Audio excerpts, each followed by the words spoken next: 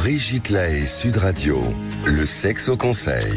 Eh bien, Sandy Boulanger, on va parler du clitoris. Alors le clitoris, bon, je crois qu'on commence quand même un petit peu à savoir comment il est, hein, grâce notamment à les 3D, hein, et puis aussi à des tableaux. Hein. On voit de plus en plus d'artistes qui peignent le clitoris. On m'a même offert récemment une paire de chaussettes avec des clitoris dessus.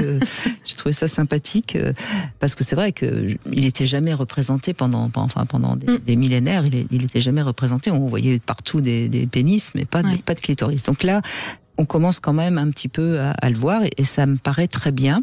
Mais il y a quand même un petit détail dont on parle assez peu, c'est ce fameux décalotage du clitoris. C'est-à-dire que le clitoris, il a un petit capuchon qui lui permet justement de ne pas être hyper excité tout le temps, parce que sinon...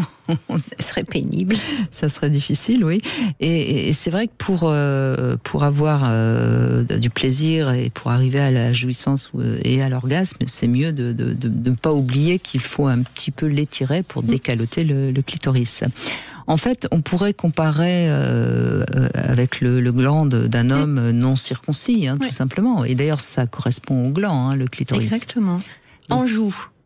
Dans nos rapports, chacun peut se mettre en joue. Voilà, c'est ça. Bon, donc il est important quand que le clitoris il va se gorger de sang et le capuchon donc va se rétracter. Et c'est toute la subtilité on peut le rétracter manuellement dès le départ afin de l'aider et de monter afin que le plaisir monte plus vite. Et c'est notamment intéressant évidemment lors d'un cuni d'étirer légèrement le clitoris avec 2 doigts afin de le dégager. Et c'est important qu'on le comprenne bien parce que sinon on va lécher le capuchon en d'autres termes.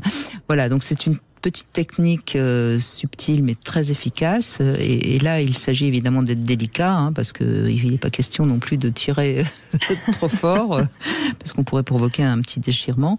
Voilà. Et puis, rappelons que c'est un organe particulièrement innervé, le plus innervé du corps humain est beaucoup plus innervé évidemment que le gland. Oui, il faut y aller avec sagesse.